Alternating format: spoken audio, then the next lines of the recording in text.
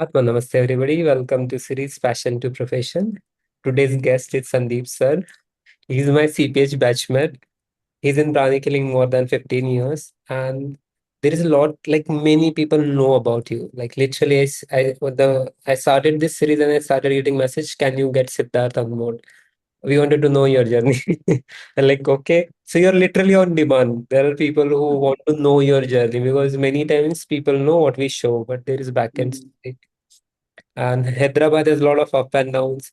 So I'm also curious, how you're leading Hyderabad, your journey of restarting, movement, and challenges you have faced.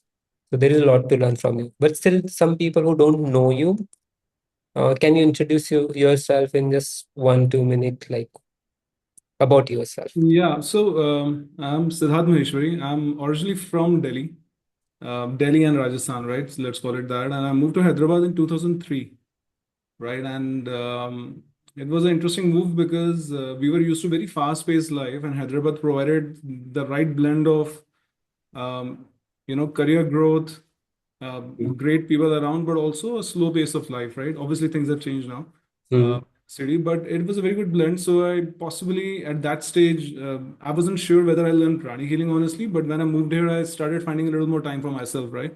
And the city grew onto me. So that's why I settled in Hyderabad. And my educational background is economics and management, right? So I'm a bachelor's in economics, master's in business economics, right? And a very left-brained person, so to say. And because of that, generally at times there can be challenges when you want to learn healing, something which is very, very esoteric, right? So fast forward, I was into spirituality from 1992, right? My family is in the spiritual lineage, and I went to pillar and post. I learned astrology. I learned different methods of healing. I learned chromatotherapy, which is water using color, water, and all of that, color bottles and other things. Then I learned biochemistry, and then I was like, something is missing, right? And this something is missing is the question I had, and I think God finally decided to answer me. So in 2009, I was asked by a colleague of mine to attend prana healing course. Right. I got to know about prana healing in 2006 because my father had some ailment and had gone to a prana healer at that time. But things moved on, and I had moved from Delhi to Hyderabad, and in Hyderabad, somebody told me, "Why don't you do the course?" I avoided this for about 3 to 4 months time, but finally in July 2009, I decided to do the course. So the course was so nice for me because um, maybe I was searching for answers and I had fill in the blanks already planned for me. So when I went to the course, I was just doing fill in the blanks, right? Okay, this is how this particular thing works. This is the possibly an answer to my problem. This is possibly answer to somebody else's problem in my life, right? My family members and all of that, right? So basic pranic healing happened in July, and the course was so amazing. And then somebody told me Arathic yoga is happening in 20 days. I was like, okay, I have to do Arathic yoga. Then they were like, okay, so then you have to do advanced psychotherapy, soul, you have to do before you go to Arathic yoga. So I was like, okay, I'll finish everything in 20 days, right? So my journey from basic pranic healing to Arathic yoga was actually 25 days, right? I did everything. And possibly I was ready because I understood quite a bit. And but it's like this. Those who have been in coding profession, they'll know, when you think you have learned coding, you realize there's so much more you don't know, right? So initially that was the sort of initial exuberance of knowing things. And then subsequently from 2009 to, the journey started where I had to really unravel Mm-hmm. uh, pranic healing and understand the details, right? So yeah, but that's how it has been. My by and pranic healing has been one of the mainstays of my life. So by passion, I'm a pranic healer. By profession, I train AI. So a lot of AI models that the world uses right now are trained by me and my team, and the customers that we work with. And by education, I'm an economist. That's the broad distinction that I have, really. Lovely. Thank you. Thank you so much for introducing yourself. Let's go back to your childhood. Like, where you born? Sorry, where am I? Where you born? Which Yeah, I city? was I was born in a beautiful place called as Ajmer. Ajmer. Yeah, so Ajmer is very interesting because it's a It's a spiritual, sort of a mecca for Muslims. Then next to Ajmer is Pushkar, right? I mean, it's literally 10 kilometers from Ajmer, right? Hmm. And that is one of the holiest places for Hindus. And so, yeah, I was born in Ajmer, and I was born in Ajmer because of my sister, actually, because my sister was born in Delhi before me, and my father was really hassled when she was born. So he was like, my mom is from Ajmer, right? So he realized that it's better that she be at Ajmer, and they all came to Ajmer, right? So I was born over there. But I was brought up in Delhi, and education, everything in Delhi, lived in different parts of the city, and seeing those beautiful days of Delhi, right? When yeah. And how was your personality in your childhood? Was your extrovert person, introvert child? Like, what was your personality? So we were very conservative as a family. Hmm. I don't know if it was extrovert or introvert, right? Because I was very extrovert when it came to education, Hmm. very eager to have conversations, very introvert when it came to relationships, and extremely conservative when it came to money, right? Because we were always, I think money was very, very precious, Hmm. right, at that time for us. And we always realized that my parents have come from Rajasthan to Delhi, right? So the roots were sort of okay. They were like middle class, possibly, Hmm. but the money was really precious. And uh, yeah, and lot of inner questions at that stage also. I do remember that uh, I was deeply intrigued by this theory of why is anything there?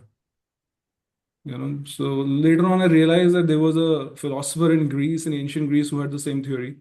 But why is anything there was a theory I always had, right? And I had no answer to it.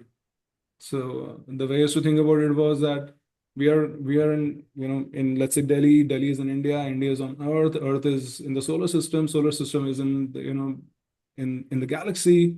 Galaxy is somewhere else. Blah blah blah. Everything is contained in something else, right? Right. Universe is contained beyond that. But why is anything there? Right? And the concepts of spirituality were very religious at that stage, True. right? Because I remember there were these small postcards you used to get, right, with calendars at the back, and in the front you used to have God's photographs, right? Hmm. So my favorite pastime was to collect those postcards, and the issue only was that there were too many gods. So when you're sort of in praying to them, you literally have to make sure that you don't offend any god. So you'll just pray to every god. I was like, oh God, this is a long prayer you have to do. So very conservative beliefs, very ritualistic beliefs, right? And really not introvert, but a lot of inferiority complex because you're suddenly in a city and in a place where everybody else seems to be more prosperous than you are. So you're also questioning, yeah, okay, have I landed at the right place? So yeah, that's how it was. How long it took you to overcome that inferiority complex? Is it still there? Actually, my father helped me overcome it, right? Because my father had a rags to riches story. His parents died when he was 6 years old, right? And he was in Rajasthan. So then he became a professor of Delhi University on his own merit. Yeah. So that was an amazing story that he had, right? So he also had these. So when your parents die very early, then you tend to have a lot of childhood trauma, right? So he had that for the whole life, and he couldn't get rid of it. He actually died of cancer also, right? Because of the trauma being there still inside. And obviously, when he was sick, that's when I got to know about pranic healing. Um, but yeah, so the way to how do you fight an inferiority complex? You fight the inferiority complex in two or three ways, right? One is your parents explain to you. So my father was quite instrumental in explaining things to me that um, all you need to do is to be very good at one thing in life, right? The prosperity will run after you, right? So I still remember when I was like, third or fourth in class, he will say that, okay, there are some people ahead of you. It's good, but you can do better, Hmm. right? And then I was asking him, how do you plan things, right? So because he was a professor of economics Hmm. in Delhi University, he taught me 5-year planning. So actually, Government of India used to have these 5-year plan books that were published at that time, right, by the Planning Commission. And he used to get those books, and they were super exciting because they had a lot of these fancy charts, diagrams, growth rates, all of that, right? So the 5-year planning concept was very deep in our system. from very early, right? I mean, much later we understood in management that you have to do 5-year plans. We have been doing 5-year plans pretty much from our seventh, eighth standard, right? So me and my sister, we all had 5-year plans in our lives, right? And we sort of, father told us to be systematically focused on at least one thing or a few things. And that he said is going to, take you ahead in life. So that was the whole focus. At any stage or any single year in my life in general, right? I've had one focus or maybe a couple of focuses, right? I don't distract too much, right? Nice. So you have to just focus. Now, a couple of years or 3, 4 years can be just on relationship, right? So at that time, I might give everything else a back seat. Like when I was trying to get married, I was really focused. I mean, I was crazily doing prayers, meditations, great invocation, blessing my future life partner. I was just focused on that. I had exactly the number of traits lined out what I need to have from a partner. Obviously, what I need to give to the partner also, right? But yeah, all of that planning and precision with regards to your plans was my father's gift. And I still do 5-year plans. I don't think a lot of people do 5-year plans, right? They just do yearly plans. A lot of times people don't even do yearly plan, right? So without planning, there is no energy, there is no purpose, there is no manifestation, right? So that's been a journey. And in 2009, sort of things change a lot, right? So what happened is when I learned all of these courses, I realized that there was a lot of power that was given to me. Now, a lot of people do pranic healing courses. They're like, oh, big deal, ye hai, wo hai, 1,000 other courses are like this, right? Those who really put their brains on pranic healing course, they'll realize the power that they're given, right? And that power can change your life, right? So, like if you are an investor, you increase your intuition many, many times with pranic healing, right? With meditations, you know which companies to invest, you know when to exit investment, which company or which business to partner, whether, a job move is the right move for you. There's so many things you can know with that, right? When you're making a decision, you can scan your chakras. You can see, are my chakras balanced when I'm making an important decision, right? Is my spiritual God big? If it is not, just do a quick meditation and then take a decision. Because if the chakras are not balanced, we will end up taking a wrong decision, right? So there were so many things that came, right? So that helped me move on a very virtuous cycle of life, right? Before pranic healing, also, I had become a director. So my father's advice and God's blessings, right? Let's call it that, got me to a certain decent spot in life. But there was a huge saturation that was there, right? The relationships were failing pretty badly. I was having a lot of internal noise, and there were, a lot of questions that I didn't have answers to, right? I had acute insomnia. I didn't tell this earlier. I had acute insomnia from 1996 till 2009. 13 years, I could not sleep, right? Which has its pros and cons. Cons are much more. Pro is that you have more time for yourself. Yeah, but workaholic.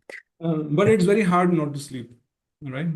So I don't know if people have gone through insomnia. But in insomnia, what happens is you can't sleep. You're always anxious and worried, and you end up sleeping at about 4 o'clock in the morning or 4:30 when you have really drained yourself out, and by 7 you have to get up again, right? So literally you're sleeping 3.5 hours. So I had that, and thing that happened with pranic healing, at least the first thing was that my insomnia got healed. About a month's time, I think it got healed. So I still remember that I followed the instruction given to the T. In fact, my trainer and mentor went a step ahead. They said you always have to do 20 hours meditation with your feet in salt water because they knew what was there in your system. So I think for the first 2, 3 months, I was just doing that every day, right? And I remember I used to sleep with the master's photo, Mahaguruji's photo at my, behind my head, right? So I was like at the feet of the master, literally. So, but it was quite amazing because it healed my insomnia. And, it was priceless because 13 years, if you have not slept properly, it means a lot, right? But yeah, so all of these things helped me overcome my inferiority complex. And then, Master Choa made me meet my wife. I believe that because I met her in a pranic healing class, right? And it was good. And then, she has significant prosperity thinking or mindset. So it was very good because every time when I was talking from point of view of scarcity, she was talking from the point of view of abundance. Nice. That was a very good thing that, so it was God's way of healing. It was a slightly longish healing. The results started quickly, but yeah, and it's quite amazing, right? So when you have a prosperity mindset and the karma that allows prosperity to come to you and your brain is sharp, which always was, then money just flows, and whatever you want to do sort of happens, right? Anyway, long answers. I love speaking. Yeah, I told you it's a flow state. I will not interrupt. This is how it should be because I wanted to understand you as a person and same with the audience. Because when our sessions are very structured, we know what to speak, how much to speak. Yeah, yeah, yeah. And I've not shared many of these things with anybody, Yeah. right? Thank you so much for So, sharing. yeah, so that was a journey. And then, first 3 years, I was very confident of healing.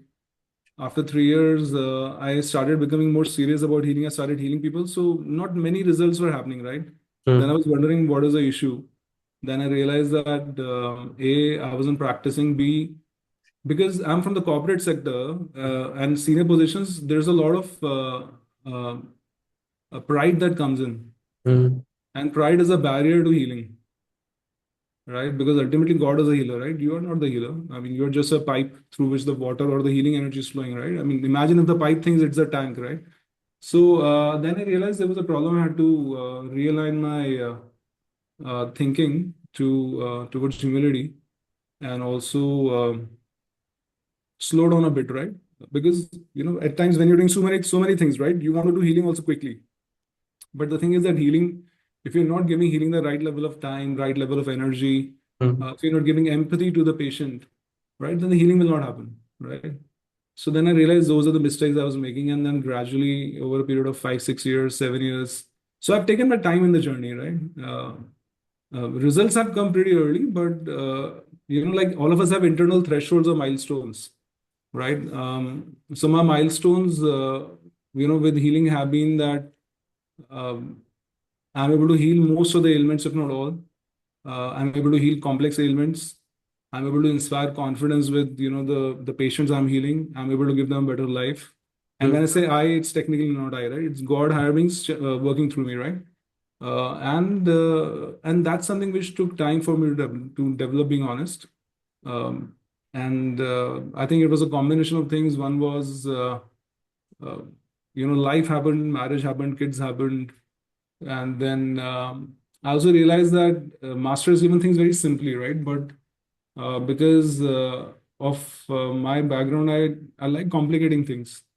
I was in consulting for a long time, and consultants are paid for complicating things, so so I used to complicate teachings quite a bit, right? And then I realized they were much simpler than what I was thinking. So initially, when I started doing healing, it felt like a bit of a strain. Later on, it became easier, right? And in 2014, I started doing Kriya Shaktis to have a center in Hyderabad, right? Rather, actually, a foundation is a Kriya Shakti I started doing Hmm. in 2014. 2014, 15, 16, I did Kriya Shaktis for about 3 years or 4 years. Yeah. 2017 also, I was doing Kriya Shaktis for that, right? Hmm. And 2018, we found an opportunity to start something interesting, right? Because Hyderabad had its serious challenges, and we'll not go into it what those challenges were. But Hyderabad was at the peak of pranic healing, then it crashed. Then again, the split happened. Then it went to again, it became good. Then again, it crashed, right? So there was a lot of unevenness with Hyderabad, and it was how do we make Hyderabad sort of a highly professional and authentic place to learn pranic healing. So that's when Sanjeevani was started in 2018, Sanjeevani Pranik Shala. And WPH was very supportive, right? Because I had some radical demands. I was like, I need to call these instructors. They were not even with Hyderabad or around Hyderabad, right? But then we were very clear that we need to establish the right level of and the right quality of teaching which grandmaster would have given to the students. Hmm. So that's when it started. Very challenging journey, being honest, because as you go into the details, you realize there are quite a few challenges that happen in the inner world also, right?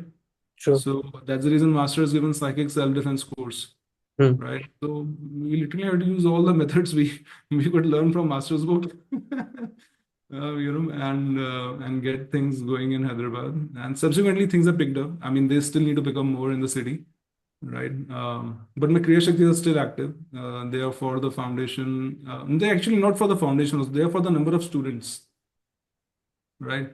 Doesn't matter it comes through center, through foundation, through chapter, whatever it is, right? Ultimately, what matters is you get XYZ high quality students every year from the city, right? And who really can embody the principles that Grandmaster and Lord Mahaguruji Mealing have given out, right? So that has been the purpose. Um, and yeah, and on the journey, somehow ACPH, CPH happened, right? ACPH I honestly didn't plan. What happened is COVID started, and somebody called me. They said, "Yeah, COVID, we were to do healings." So Master Faith was forming groups to heal. I was like, "Okay, let me join." So then I joined that group. I started doing healing, and there's so much demand of healing. Then somebody called me. He said, "ACPH is happening. Why don't you do ACPH?" Man, I had no time. I'm just doing ACP COVID healings. They were like, "No, no, you can also provide COVID healings in ACPH." Wow. So I was like, "Okay, so that is good." So that's how my ACPH happened. It was more of an accident than a choice, right? Because I was just too busy at that time. Um, and subsequent to that, when ACPH happened, then thankfully, I think we got a good mentor, right? Yeah, Uh, Pranay. Pranay. So Pranay was sweet. So I sort of got convinced to do CPH then. And then I signed up for the CPH. And at that time, challenges happened because my office also peaked. I was handling a $40 million portfolio at work. And that 40 million went to 80 million in the same time that CPH was happening. So the work pressure was so high. I remember I was doing CPH hearings till 3 in the morning. It was just so crazy, right? But I'm so glad I completed CPH, right? And looking back, I think it was a lot of God's blessings and a lot of empowerment that was given by Guruji because it is very difficult to do it otherwise, right? True. Um, and it was my mathematical brain, right? So even right now, when somebody asks me how much time it takes to complete a CPH, I will give them pure maths. These many healings, these many hours on an average per healing, these many sessions, these many hours for the sessions. This is your own learning that you have to do. This is the time you have to take to catalog the cases, right? So I give them a huge number. I'm like, no, no, you can do it. Don't worry. It's a 2 year course. So just divide it by number of days, and you have the number of hours you have to give in a day or a week. So you can do it. It's not so difficult, right? So that's how I had to plan it because time was so precious at that time. So I was like, okay, November, December, I'll have more time, right? So let me plan these things November, December. What can I do now? So it was just very funny. But I'm glad it happened. Glad it happened. And the beauty is actually the main change or the main shift happened when I learned, I did the instructorship, right? Teachers training. Yeah, TTC. So then I started teaching, and obviously you realize that when you teach people, you understand so much more about healing, right? So the True. same sentence that Master has written had a deeper meaning now when I was reading the basic book or the advanced book, right? And I think that was the main attraction I had to start teaching pranic healing. That it helped me become a better healer. And healer again, I have some milestones for me. I'm a milestone oriented person, right? Because that's how my father has trained me also, right? Very clear milestone oriented person, right? Now milestones can be delayed at times. You have to prioritize something else, but milestone still stays. It doesn't go away, right? Yeah. So my milestones were very clear that as I teach, whatever I teach has to deeply reflect, in my practice. So I heal very regularly, even now. And I've been taking a lot of nurturing sessions for people because I realize that what appears very easy to us now, it can be quite challenging for somebody who's starting the journey, right? Yeah. Uh, and at times we forget how we started our own journey, you know? Literally.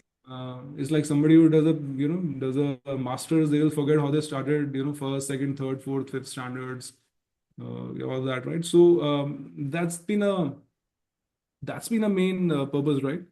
That the challenges, at least I struggled a lot to get the right mentor. So because of that, I lost about 7 8 years in between. I got a good mentor till 2010, 11, 12, 13, 14, 15. I had no mentor, right?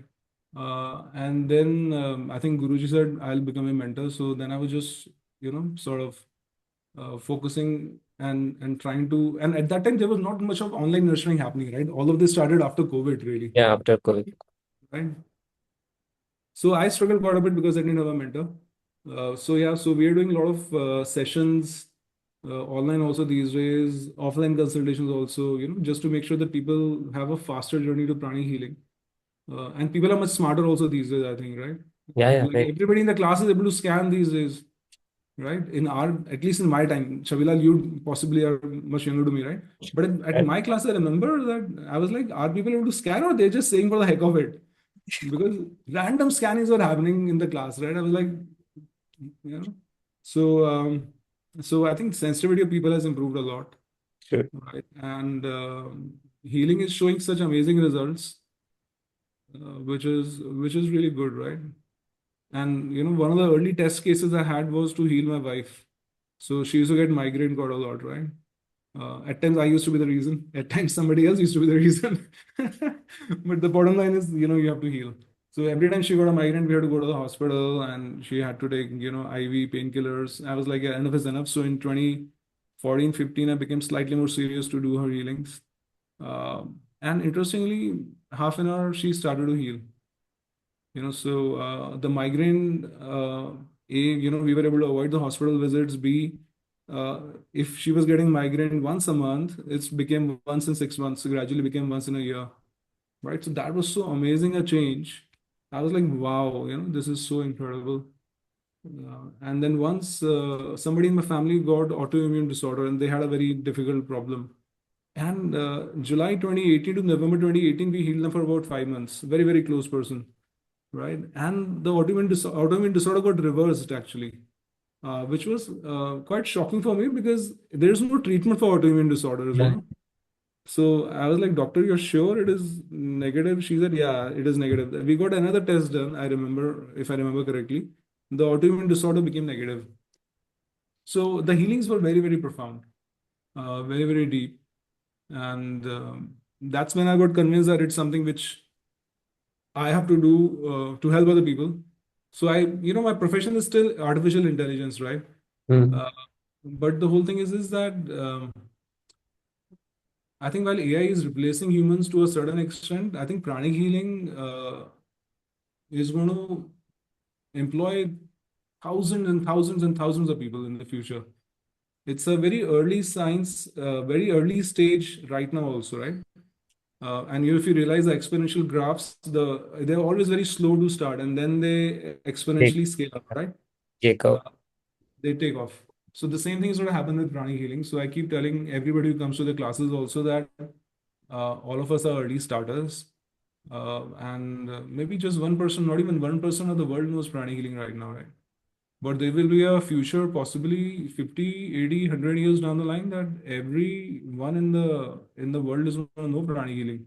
At some stage, it will get integrated in the education curriculum. Right now, whether we are alive in this body or we are in the next body, who knows that, Mm. right? But think about it this way: that you're right now preparing for your future because this is going to be the future, right? Um, lot of confusions people have. I think one of the big thought forms is that pranic healers, uh, pranic healing doesn't make money is a big thought form. I keep hearing it from a lot of people, right? So one of the things is that I've realized that if you're a good healer, people are willing to pay money. You know, if you're a good healer, and you have to really understand what it takes to become a good healer, right? So um, just have to follow master's instructions, nothing else, right? Regular meditation is important. Regular purification is important. Arathic yoga is very important to become a good healer. Mm. Um, you know, Understanding how to use the protocols is important, right? Never being overconfident is very important. Having a lot of empathy is important. And also combining healing with other things, right? Like at times you need counseling, right? At times people want to speak. Yes. A lot of times people have to develop the counseling skills. A lot of people who are into healing right now possibly are not very good counselors, right? So they have to learn that course, right? Now, could Master Choa teach that? Answer is yes, but Master Choa focus on something which is far more difficult, right? Counseling is something which I'm not saying it's easier, but counseling is something which a lot of people do. A lot of people can teach that, right? It's a very established body of work, right? So counseling is a very important piece that people should include. And when patients come to you, they are gullible, right? So don't look at them as cash cows, right? Um, you have to really respect the patient, right? Because at the end of the day, it is not a coincidence that the patient has come to you and to not some other healer, right? Uh, so also it's partly linked to your karma. It's partly linked to the patient's karma, and so it's much deeper than what it appears on the surface, right? And so those are the important things. And I'm still learning pranic healing, right? Like every week I figure out something interesting. Okay, this is another way you can do it. Okay, this is another property of the color. Oh, this is what master means when he says this is a property of this color prana, right? So you're still learning things. And for me, learning is every day because I apply pranic healing in every aspect of my life, not just for healing people. I heal my businesses also. Mm. I also heal my finances. I heal my teams. Um, Depending on what um, particular goal you have for a certain day, you may need a different color energy for the day. You learn some of that in crystal classes, for example, right? Mm. Uh, so depending on that, you have to at times, have that color. Um, like there was a phase when I got really depressed. Last year, my very close family member, very close family friend passed away. So I was depressed for about a couple of months. Then I was like, okay, let me go back to the teachings, right? And there was one color master has mentioned is going to give me enthusiasm, right? So I tried it out. It actually works. It gives you enthusiasm about life. There's some colors that are good to bring you hope, right? So every positive emotion has a certain frequency, and master has very clearly categorized those things, right? So somebody who reads it again and again and again will get those answers, right? So it did help me come out. In the morning, I did laying on the crystals for myself, right? I was having stress and worry for some particular thing at work. Mm. I took those energies out laying on the crystals. Oh God, it was so amazing. For a brief moment, you feel like you're not in your city, you're not at your home, you're somewhere else. It was so phenomenal, right? So the teachings are very powerful. Yeah. It's just that the right mentoring at times is missing. And also, a lot of times we are being a little lazy. So maybe all of us need to have a 5-year plan as a pranic healer, right? Right now it's 2027, 2026, right? So 2031, where you want to see yourself as a pranic healer, right? We need to have that plan. It's very important. I have that plan for myself, right? Now, will you achieve it or not is not that significant, right? The critical thing is to start to plan things first. When you plan things first, energy will start flowing over there. Some obstacles will also be there, right? But then you will be given divine guidance to overcome those obstacles. Um, and obstacles are quite real because it's not a cakewalk. But the thing is that the obstacles develop your chakras, right? So if you have to work very hard physically, it develops your basic chakra. If you have to work very hard mentally, analyze a lot, it develops your ajna, your throat, right? If you have to work very hard, let's say if you're very patient with, or had demonstrated a lot of compassion in your work, develops the heart, right? So all of these obstacles will come or can come, not will come, Mm. but they will develop your chakras. And then later on, when you look at the books, you will realize that Master Choa has already written about all of this, right? And he told you how to overcome those obstacles, right? So it's very important to go to the book. Uh, Now, are there other books in the market? The answer is yes. A lot of books on healing, a lot of books on spirituality, right? Mm. Uh, and I've read quite a bit of them, right? The simplicity of Master's work is that it is very structured, very logical, is written in a way that anybody can understand, right?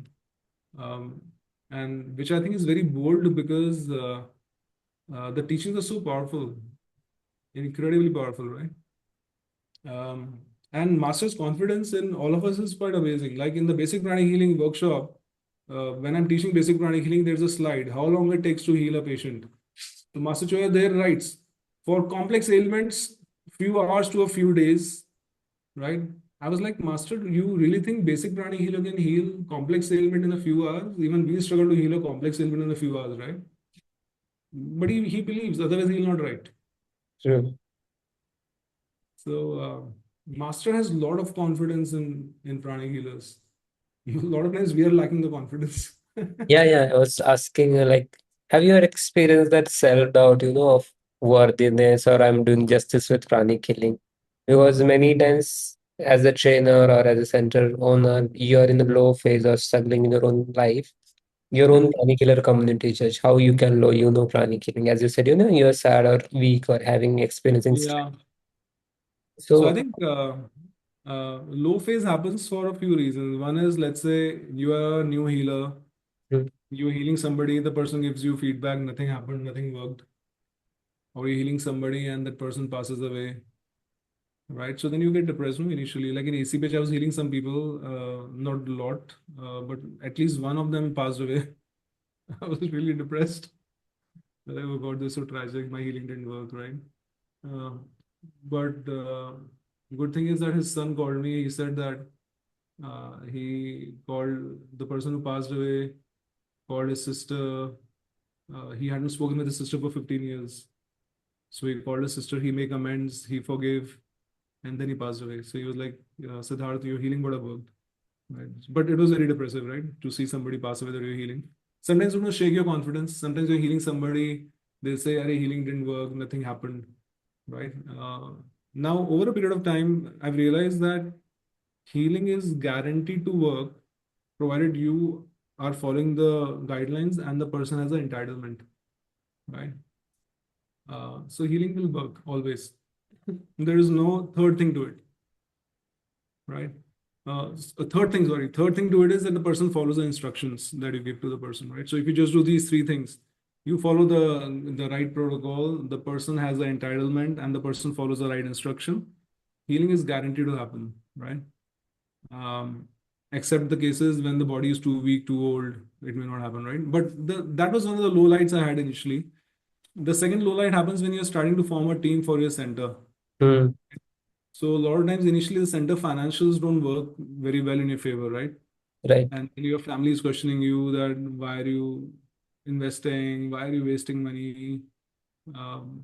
क्या मिल जाएगा इतना करके खुद कर लो प्राणी healing दूसरों को क्या सिखानी है all of those things come no so the world will try and pull you down and they have their reasons because they care for you they think you better the son should save some money and invest it somewhere. You're going to put, a lump sum deposit for a place that you will, lease, and then you can't recover that money at times initially, right? True. Sometimes you have announced classes and there are no students for it, right? So all of those things will pull you down.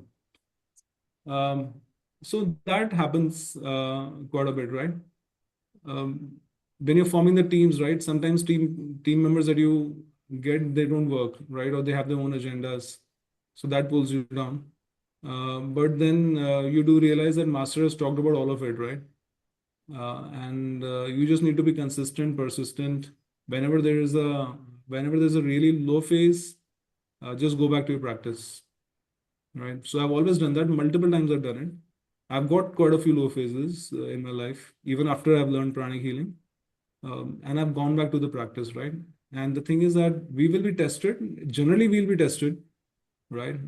See, everybody can be a nice person sitting in a on a mountain um, and having a comfortable life, right? So, but in real life, when you're tested, the chakras develop, right? So chakras have muscles, literally. It's like when you go to the gym, you have to lift the weights, right? So similarly, life challenges will give you these weights that you have to lift. And those weights, when you lift, the weights want to pull you down, right? So same thing happens in life. That's how you develop the chakras. So quite a few experiences, quite a few chakras developed, right? But go back to your practices when you have a low phase and also talk to somebody, right? So I've got people who are in the pranic healing community and outside also who are friends, right? Who understand me, who have seen me over a period of time. So the power of networking is quite real. I teach my kid also that you should have about 5, 7 networks. One can be your school network, one can be your college, one can be community, one can be pranic healing, one can be your business clubs, one can be your offices. So when networks are there, you'll normally find people who have solutions to your problems because the network has gone through something similar, right? True. So I talk a lot to people when I am in when I have a problem. Uh, yeah, and I go back to the drawing board. But yeah, some of those, the reason I slowed down is because some of those problems are, I got reminded they were making me a little emotional, right? Uh, yeah. It's okay. Yeah. So, but that's how life is. That's how life is. And pranic healing is, by the way, don't become fanatic about pranic healing also. Like you need to have a proper balance about life, right? You can't exclude your family at the cost of pranic healing. You can't exclude your work, your business, your money earning capacity at the cost of pranic healing, right? So if you're serious about making pranic healing your career, it's great. Uh, there's so many opportunities that are there to make pranic healing a proper career. It's still in infancy, right? There are very few organized setups around pranic healing even now, right? So you can make a great career in pranic healing, but then combine counseling with it.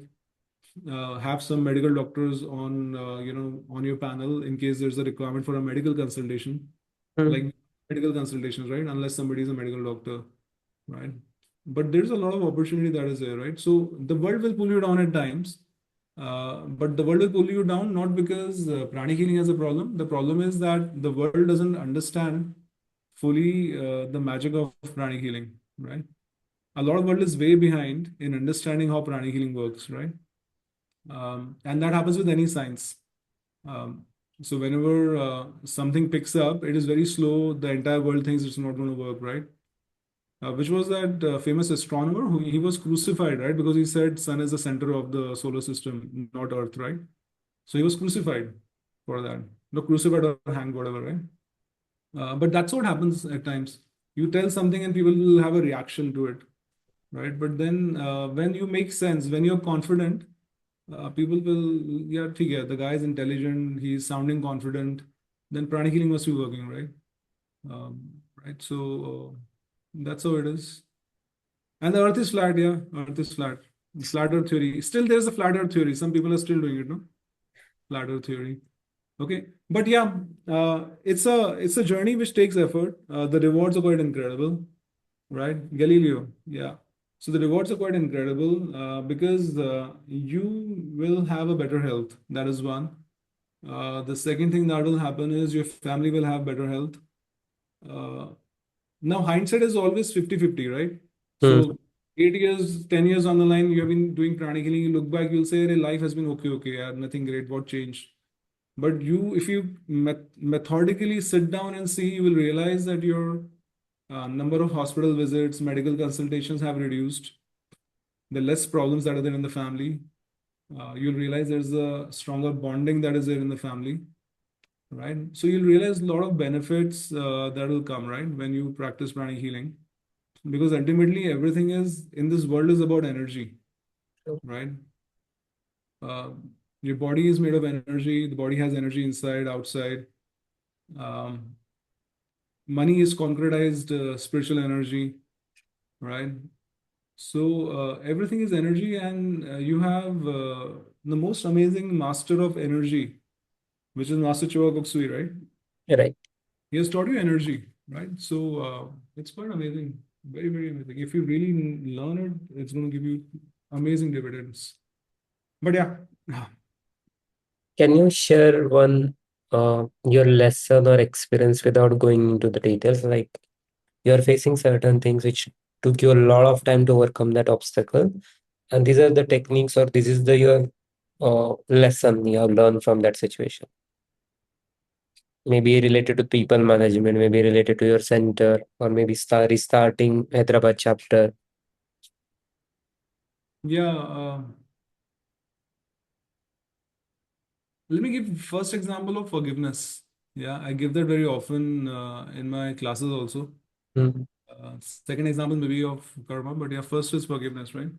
So I had this client of mine and was giving me a very tough time, right?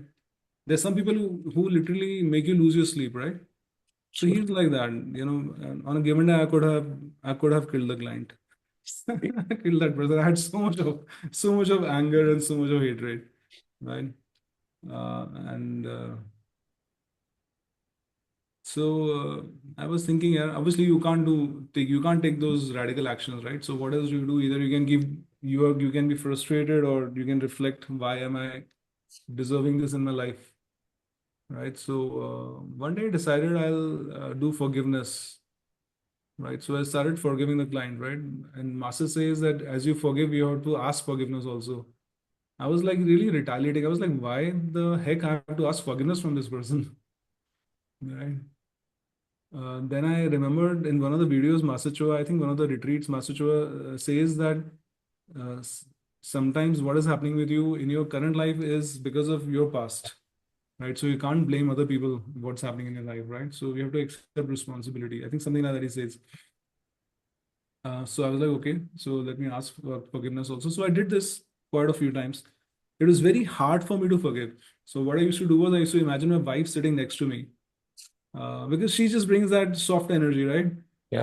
And she doesn't know the client, she doesn't know the whole situation, right? I was like, instead of me explaining thousand things to her, might as just visualize her sitting next to me, right? So I just visualize her sitting next to me and she are both forgiving, and then we are asking forgiveness, right? And the amazing thing that happened is the behavior of the person changed over a period of a few months, right? And that person gave my unit the largest deal we had in about 5 years. Right? It was a huge multi-million dollar deal he gave. Wow. Right. So I still remember that he said that while you guys make mistakes, but you correct your mistakes and you can be trusted. I remember that he said that, right? So I was like, forgiveness works. You see live examples at times when you are helpless, right? So it's one thing to teach people to forgive, ask forgiveness, right? It's one thing to experience it and do it and then see how it works, right? And subsequently, the guy became a good friend. Um, yeah. So, and then there was another situation where, which was very amazing. So there was a phase when I was doing intense meditations.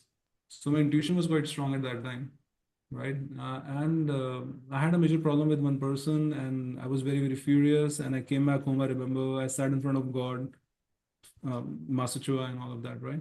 I was like, Mm, what is happening? Why? Blah blah blah, and all of that, right? And when you are really upset, you have thousand cribs, right? mm. And, then the intuition I got was that I just got this voice, heal the person. I was like, what? I will heal him. What foot? I'll heal the person. The guy is causing me so much trouble. And the voice was very clear, heal the person. Yeah, it was very hard, like obviously when you hear that voice, and not that I keep hearing voices randomly, right? That day I was like, heal the person, right? So obviously I'll not heal the person without his permission, right? So then I did what? I just did blessings. I did a lot of prayers Mm. uh, for the person. So again, what happened is that person's attitude towards my company changed, right? So I was like, wow. I mean, whenever I look beyond my anger and I'm willing to give compassion, some space in my life in dealing with these difficult people, the people change, situation changes. And that's when I really deeply understood when what Master said. The Master said, law of forgiveness, mercy supersedes the law of karma, right? You Yes. never understand it. It's very theoretical, na? Law of forgiveness, mercy supersedes the law of karma. Okay. But then when you practice it, you realize, yeah, it actually is. But you can't fake it. It's like suddenly I did something wrong, oh, forgive God, blah, blah. You can't fake it, right? So you go through a situation, but you remember. So that's the reason I said, right? Go back to the basics when you have a problem. The answer is there, right? And the problem is because we don't think answer can be so simple as forgiving. We keep searching for complex answers and we complicate our life, right? Same with relationships, same with so many things, right? That happen. So there are many examples. One of the very early examples I had is so when I did basic pranic healing, they told me tithe. I was like 10%, too much. I was like, okay, take it, let me experiment that, right? So I started experimenting. I started tithing 10%. And at that time, I wasn't married, right? So few responsibilities. So anyway, so the interesting story is that I think about in 2010, I bought a property, and in about 6, 8 months' time, I got a huge windfall gain on the property. Somebody came randomly, gave me a 80% higher price for the property to buy in Delhi. I was like, take it, no problem. So I got a huge windfall gain on that property. I bought a luxury SUV, then I bought an apartment, many things I did.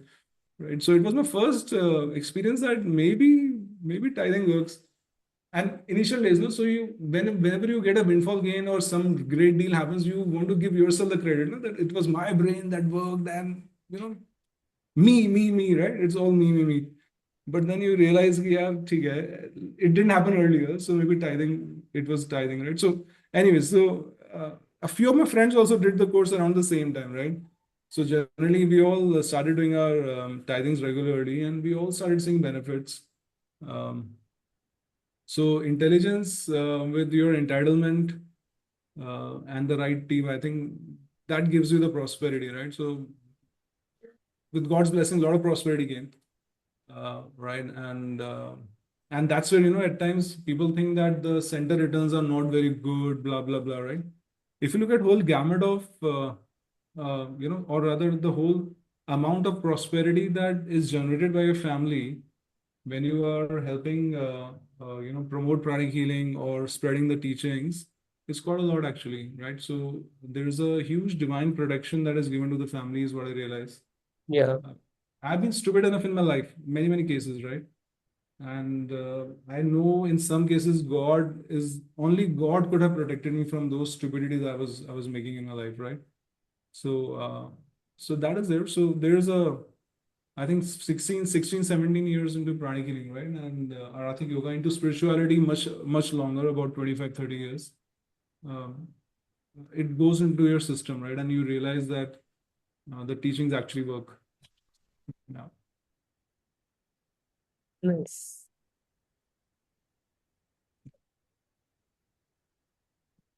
What else do we talk about? Talk about interpersonal conflicts, yeah? Yeah, please. So, interpersonal conflicts come from a position of, first of all, we are all on different rays.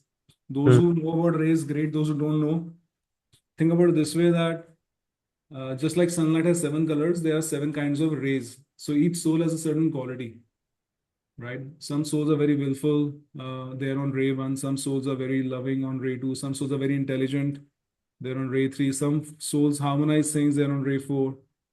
Some souls, are more with science and evidences and data, they're on ray five. Then ray six has, devotion. Ray seven is about organizational structures. They want Okay. systems to be in place, right? All of that is there.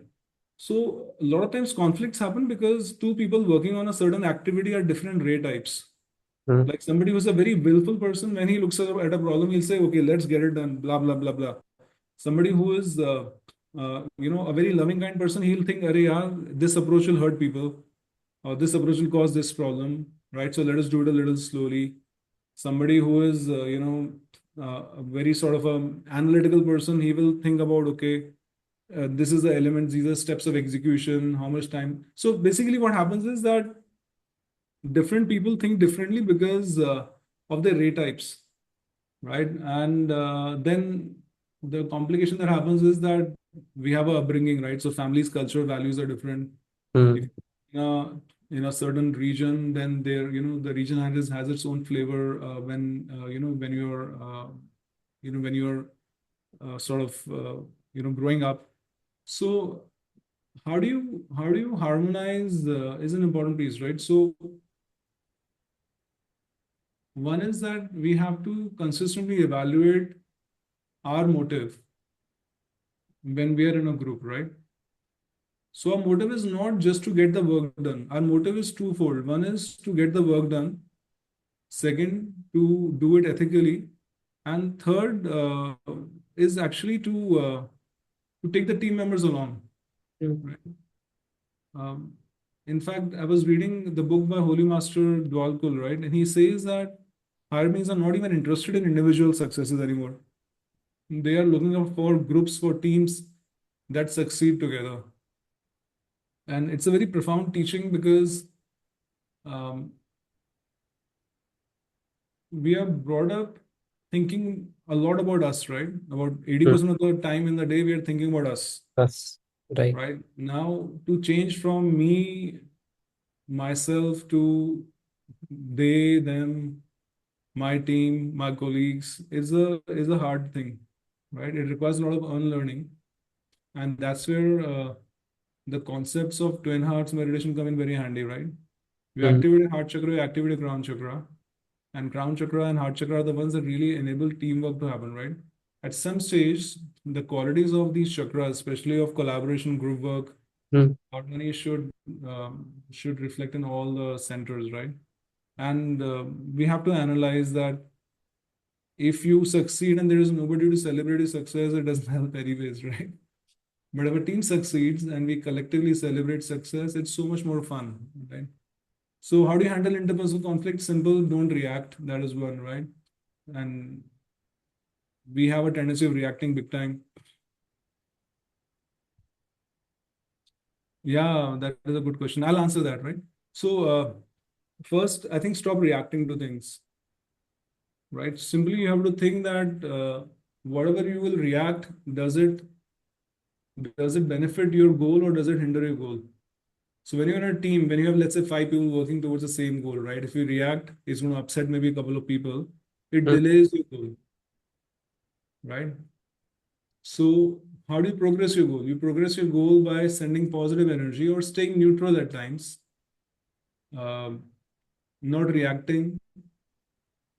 We really have to respond, right? So, like, there is this great Nobel laureate, Daniel Kahneman. He Mm. talks about system one and system two, right? System one is your instinctual response. System two is logical thinking, right? And a lot of times, system one is the one that we work with, right? And he says that you have to work with system two uh, also a lot, right? So we need to really have that inner balance and inner maturity to use system tools to deal with conflict, right? And also conflicts, let's say if you did something wrong, um, there is no need to prolong that, right? Everybody will make mistake. So no need to have guilt, no need to have excessive remorse. How do you correct a wrong? You correct it A by obviously saying sorry if need be, but you generally correct it by doing the right thing, right? So if you have been sort of, in a conflict with the team members, also show to them that you care. Simple things, right? If you're meeting them, do something special for them. Nothing fancy, but something special, right? Just call them out, give them a phone call. A lot of things resolve when you talk, by the way. Yeah. A lot of things resolve when you talk. A lot of things. And when you talk, you need to be a good listener, right? Broad rule of being a good listener is 65 to 70% let the other person talk. And you can literally time it, right? If you are having a 10-minute conversation, 7 minutes let the person talk. You just talk 3 minutes. It's good to be a good listener, right? Because people who are not good listeners, they're actually insecure. That's the reason they don't listen, right? If you're secure, if you're coming from the space of inner calibration, inner balance, you will be a good listener, right? That's very important. You have to bless your teams. So I regularly do great invocation and bless my team regularly. My office teams, my team at the center, even my family. You have to do great invocation bless. It's miraculous prayer. Um, Maybe there can be a 2-day course on great invocation itself. So many use cases of great invocation, right? But it's amazing. You have to bless your teams, and you have to feel truly blessed that you have them as your teammates. And it is not a coincidence they're your teammates. You have a group karma. You have worked in the past with them. You're aligned through shared responsibility, common group karma. That's the reason you're together with them. And normally, what happens is when you see your group and other groups, you always like other groups. Yeah, they're so nice, they're so good, blah blah blah. Right? It's a very human psychology, right? Other things appear much better and fancier than what we have on our own. But you have to realize this is my group, and they're also nice, right? And they are being silly, but then they also think I'm being silly, right?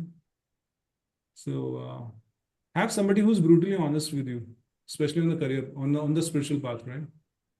On the spiritual path, when you become smart, when you become powerful, your pride will start going up. then everybody around you, because you're mentoring people, they will tell you great, amazing things. Again, your pride will inflate big time, big time, big time, big time, big time, right? Somebody has to be very honest with you that you have weaknesses and you have to solve them, right?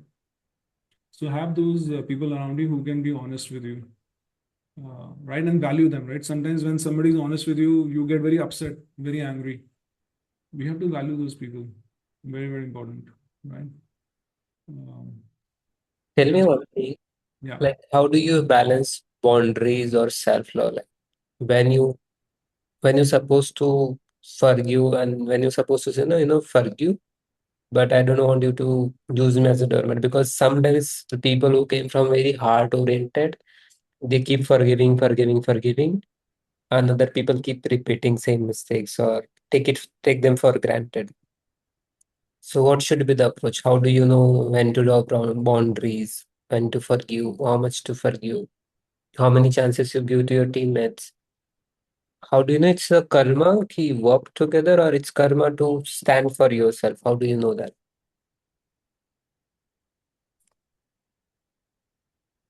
See, it's a dance between the chakras, right?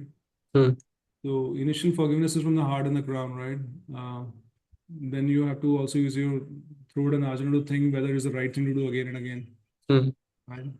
And at times the soul is going to give you a calling that says that enough is enough. Action has to be taken, right?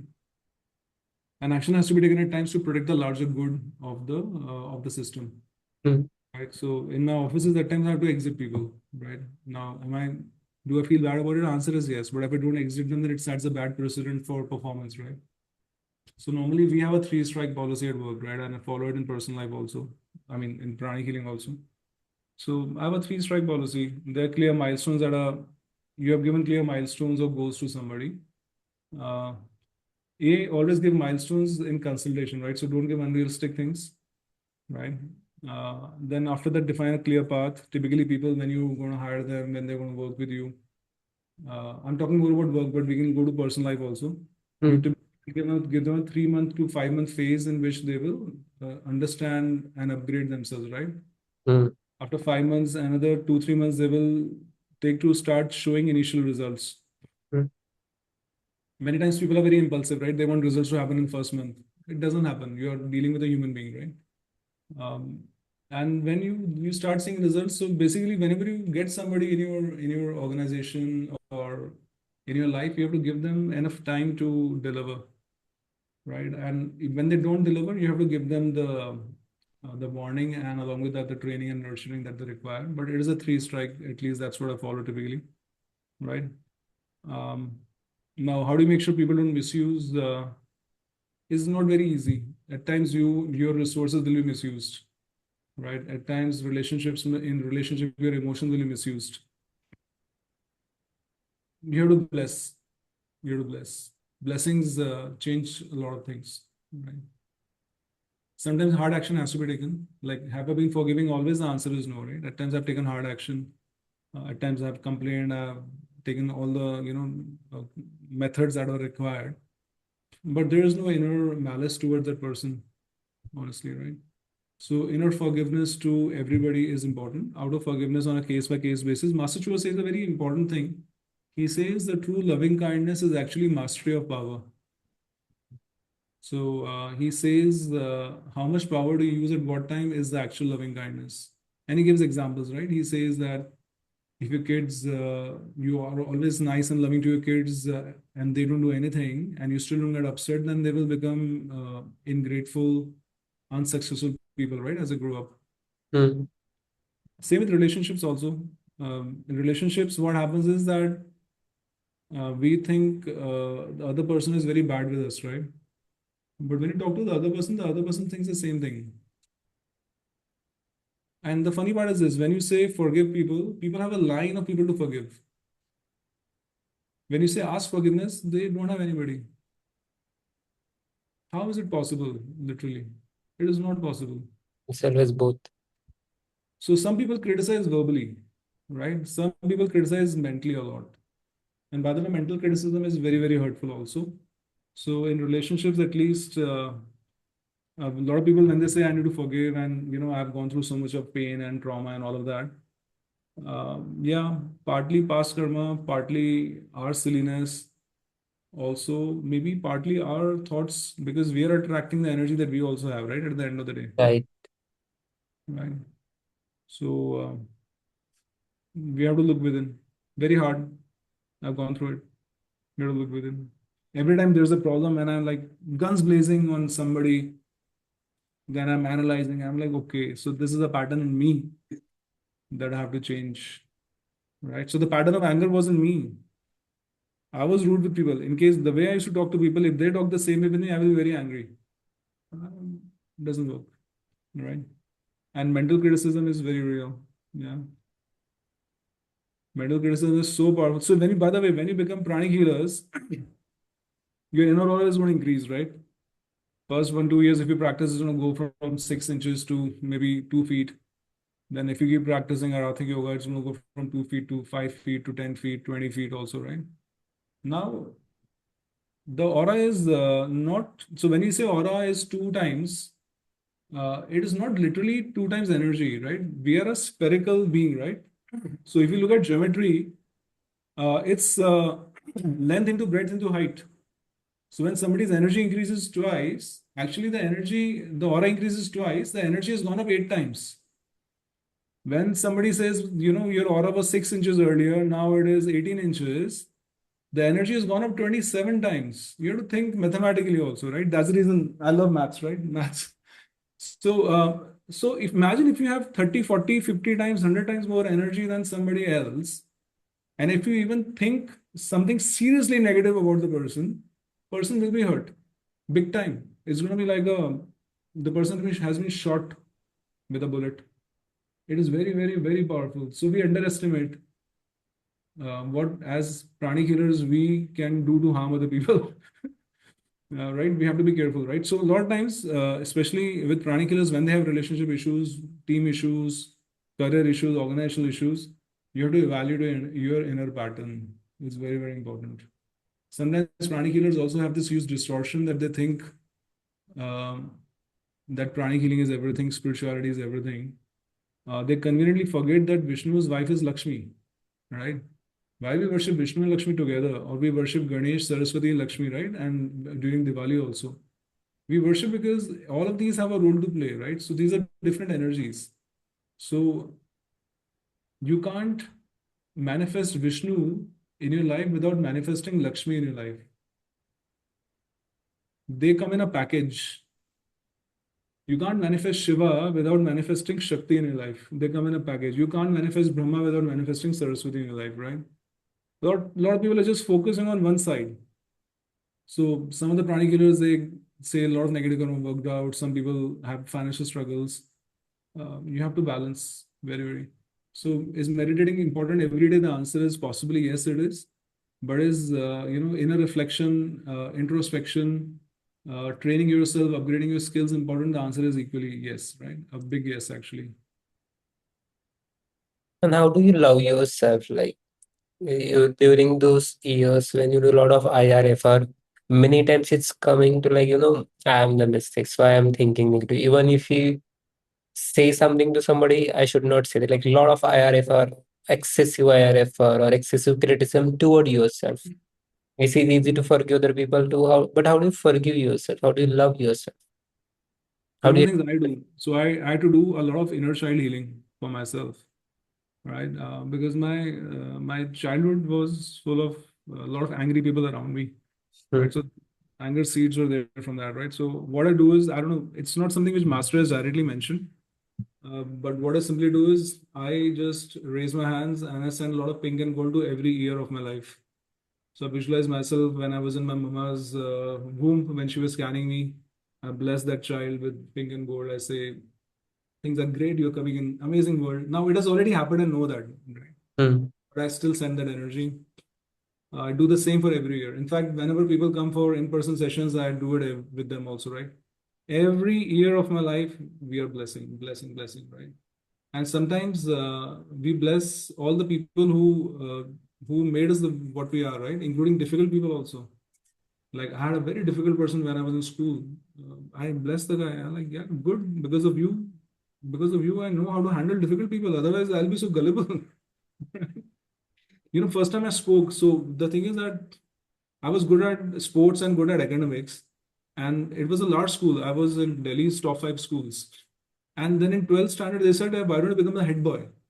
So I stood for the head boy position along with seven, eight other people, and I got selected. I was like, oh shit, what happened? Right? Now I have to address 2,000 people every day. And obviously, I'm not used to addressing 2,000 people. It's so much, right? I'm not very good with relationships at that time. I was quite introverted in relationships, right? And 2,000 people you have to address, it caused me a deep depression in my life. I can't tell you what depression I went through. But then you learn how to address 2,000 people. I was like, oh God, what are you doing to me? Right? So at that time, I had a lot of difficult people, right? And difficult phases. Then what do you do now? You look back, you can smile at them, but internally, some of them are not healed. Like, I had arthritis in my left knee, little bit of arthritis, not much, right? So then I was healing my knee, and I suddenly had a visual of a child that is shouting. I'm like, yeah, why am I shouting? And not literally me, right? Much younger version of me, right? Then I realized, oh, it is linked to that trauma I had in that particular year, right? So then I was like, okay, raise my hands, bless that kid, the younger Siddharth. So every year I have to bless, especially those difficult times. I said a lot of pink and gold. I talk to myself in my younger days. I say, I'm there for you. We have made it, right? Life is good. Don't worry, things will be fine. I had a heartbreak. It was so frustrating. I was like, no, I got a better one. Like, things will be fine. Things will be fine. Right. So, yeah, but blessing is very amazing. Every year you have to bless. That deeply heals internal wounds uh, at many levels. Yeah. How do you develop devotion? Because you are very, very intellectual. Everything is structured and processed. How Hmm. do you develop that intuition or trusting the intuition thing? Because it might be not easy for you considering your personality. Yeah. Devotion is I have mental devotion actually. Okay. But devotion is not very emotional, right? Claim. It's a very mental devotion. So emotional devotion is praying and worshiping, at times crying, Guruji, I'm there for you, blah blah blah, right? Mental devotion is okay, what is his plan? Right? Okay, how do you execute that plan? How he would have executed the plan, right? Uh, am I progressing on path? Am I not? So after every class, also I'm analyzing, okay, how Master Chua would have done the class. Then I'll rate myself. I'm like, okay, today was 7 out of 10, whatever, right? Or today was 9 out of 10, right? But it's a very mental devotion because everything is so. That's the reason the example of aura also was a numbers example, right? Aura increases, right? Same with the chakras. The way I understand things is very mathematical, but it helps actually, Yeah, yeah, 100%. I love maths. right? So mathematics is a good way to progress towards spirituality. Seriously, data doesn't lie. Honestly, I also a data person. Somehow this is new for going with flow, Quantifying, yeah. allowing, yeah, allowing to have life without plan as well. Like how do you handle like when you travel, most of the time unpredictable things happen. How to handle uncertainty. So literally, it's a trial and error period. I'm enjoying it so far, but Yeah, honestly, structure really helps. structure helps. And Yeah, balance also, like last speaker told me, he has a balance of 60/40. So 60% life is very structured, time blocking, this time wake up, this time. But there is a 40% time in his time schedule for flow state. Like some ideas come on, he want that space to act on it, think on it. Like yeah. wow. How's your schedule look like? My schedule is interesting, because I finally realized that I have to sleep 8 hours. So I've started sleeping 8 hours. Wow. Uh, I actually had this problem. I didn't sleep 8 hours for the longest time. And now again, it's back calculated, right? So 24 minus 8, you land at 16 hours, right? Out of 16 hours, you'll take about 1.5 hours to travel in a given day, right? Mhm. Except 14 and a half hours. And that 14 and a half hours, at least 1 hour you're taking out for meditation or some spiritual practice. So it's 13 and a half hours. Out of that, you're working 8 to 9 hours focused way also on your work, right? Your work, your investments, etc. Right? So that's how I plan it out, and a couple of hours with the family, right? So the schedule is also planned in a fairly structured way. I tend to follow the schedule at least 4 to 5 days a week. Nice. Sundays I keep very open-ended. Uh, Saturday, Sundays normally twice a month I have classes, Hmm. and two weekends I'll keep free, right? For family, for some recreation. Yeah, that's how it is. A lot of focus right now to upgrade my skills for AI, right? So I'm doing a lot of courses in AI, Yeah, it's a new boom. and it's quite amazing. It will free up time so that people can meditate more ultimately. Yeah, it's true. It's true. I agree. Like, I just put some prompt. It helps me with posters. Trust me, AI is my like teammate, co-founder, I will say. He helped me Oh, with the planning, these posters, asking question. If I miss something, he helped me. A lot of help, honestly. Like, AI is amazing tool. Yeah. so yeah, that's how schedules are, and pranic healing is, let's say, spirituality is a way of life, right? Because from starting of the day to the whole day, you're living your principles, your values, right? At Yeah. times, when you see somebody on the road who is really distressed, you send a prayer for the guy, right? Um, at times, uh, when you when you feel somebody in your team is low, you just do a quick healing. It doesn't have to be always using hands, right? You can also do a prayer. You can do healing using visualization. So you do that. I bless my wealth manager a lot. I mean, she really helps me grow the wealth, right? So that is very important to do, right? You have to bless your bank balances regularly. So I think it's a way of life. And as you keep practicing, you realize which part of the life needs a lot of energy, right? So there can be some months when your kid needs energy. Some months you may need a lot of energy, right? Like this year was a very significant change in my schedule because I started doing nurturing sessions a lot more regularly. And it partly got triggered last year when I lost this very dear friend of mine. Um, I was like, something else has to be done, right? So we became much more regular with the nurturing sessions, right? So that was a big shift, right? Because now every Sunday I look forward to doing nurturing, right? And nurturing is not like, I just go to the session and I'm doing the nurturing. I have to also do my spiritual practice, Yeah. I have to heal myself. The energy has to be strong. A lot of love and compassion has to flow, right? So there's a lot of preparation that goes. So that also keeps you excited, right? That other souls will benefit out of it, right? And other souls are amazing, no? Because like all of them, all of us will become holy master or the great one at some stage, right? So you're literally interacting with so many souls who will become such advanced, higher beings in the future. So it's a very exciting thing, That's how I look at people. That's how I look at students also when they come to the class, right? That they're not my students, they are God students. They're going to become, they're going to manifest their greatness also, right? And you're just playing a small role. So that's what keeps me excited. Um, right. And I've got a lovely wife. She's also basic pranic healer, and she's a stronger mental thinker than me. I'm a very ajna thinker. I'm more into strategy. She's Serious? a lot into details. So I can tell her this is what you want to do. She'll give you 1,000 reasons why it may not happen with the way I'm thinking it has to be done, right? And then she will go to the execution steps. Okay, this is how it has to be done. Okay, great. Let's call people for Arathi yoga practice. Okay, what is the time? What is the plan? What meditation will you practice? You have to explain the meditation to them also. You can't just say that let's practice Aratik Dhyan. They can do online also. Big deal. Will you explain to them Aratik Dhyan? How much time will it require? What sort of hospitality? What sort of food people like? She'll go into every detail, right? So this is beautiful.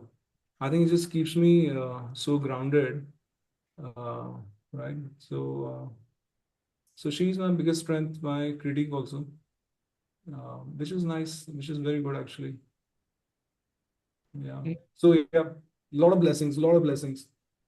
From spending time complaining 80% of the time in a day, which was about maybe 12, 13 years back, even after I did pranic healing, to a time when I seriously count on blessings. It's quite amazing. And I literally say there are a lot of blessings. If you look at the world, about 80% of the world is fighting for fundamentals of life. They don't have money, they don't know where the next meal is going to come from, right? And it is to do with like we are evolving, the earth is also evolving. So Earth's planetary being is going to go through a very critical initiation. And before that, this problem is going to happen, right? But count your blessing. You think about it this way that I think most of us in pranic healing circles are at least in top 5% of the people in the world, right? Yeah. Uh, which is a big blessing. I was telling somebody the other day, right? Instead of complaining somebody's cutting you on the road, why don't you count your blessing that you have a car or a vehicle and you have a good road, a good city to live in? Such a big blessing to have, right? Yeah. Anyway, so that's how things are. Some rambling also. Sorry for that. Yeah, don't be sorry. I already told you in the beginning, it's a flow state. Everything happened for a reason. Whatever you said, it may be related to me or with the audience. There is a reason. And honestly, I start liking these sessions in the flow state. Many trainer ask questions, मेरे को पहले से list दे दो. And I tried in the past, then they prepare and they say what they want to Yeah, say. And there is a very less scope of going with the flow. Like I felt this is, intuitive interaction. Like I was about to ask something, and that is the next conversation we're already having. yeah. Like we'll definitely need part two. A lot of questions, but it's okay. You have another session, I think, at 7:30. Can I Yeah, take second five? today I have a session. Some people ask a few questions. If I can answer them in a minute, right? Yeah, yeah. Please One go ahead. is how could you manage to get advanced psychotherapy and soul classes available in those 20 days? Uh, Interestingly, it was planned because Arathik Yoga was happening, right? Same thing will happen. Like in Hyderabad, we have Arathik Yoga happening on 14th and 15th of November, right? So before that, we will have advanced psychotherapy happening and soul happening in a short interval, right? So that's what typically people plan. I have gone for classes across the country, by the way, because if you realize important classes, you should do with 3 or 4 trainers. Each one has a certain different style because everybody may be on a different ray, Mm. right? So when you do classes, even with different acharyas, the same class, you will find a different perspective, right? So you can't say the teaching is not standardized. It's amazing that we get experiences and learnings from different people. So then you become very strong and enriched, right? Slow thinking, fast thinking. Yes, that's a book. Uh, Bad energies, turmalin, themselves towards others. Yes, yes. So I think those who know diversionary targets don't always make diversionary targets for yourself. Also make diversionary targets for the negativity you are sending to other people, right? So that is there. Yeah. Uh, okay, cool. Any other questions? Anything else that was there which I missed? No. Cool, right? So thank you so much, Sir Chavilal, sir. Thank you so much. Please don't call me sir. Like Your the smile topic. illuminates our heart. It's so lovely. Your energy is so loving and so nurturing. Thank you so much for the Thank glow. you so much for sharing wisdom with us. Honestly, I really like the session. We can have many more sessions with you, like goal setting. How do you think? Because there's so much good ajna, good vision, and it can really help planning killers to think ahead of time. 5 years planning, 10 years, 15 years. Because what we can't see in 1 month or 1 week, 10, 20 years is a lot journey. Yeah, yeah, yeah. Super grateful to you. Absolutely. Thank you Thank you so so much. much. Thank you all for listening to me patiently. Truly appreciate it. Thank you so much. We are all one. Thank you so much. Atma Namaste. Atma Namaste, sir. Thank you so much. Looking forward. Bye bye. Bye.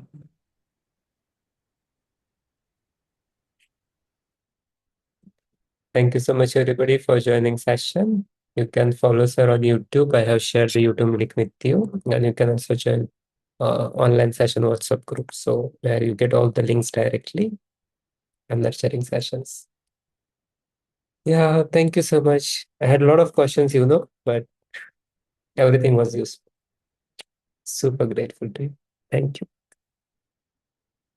Yeah, most of the trainers are traveling to ashram, so we'll see. Like, yeah, you can suggest few guest list to me on DM or on Google whom you wanted to listen to, and I will get in touch with them and we'll schedule sessions with them. Yeah, that's it. Thank you. Yeah, any questions, feedback?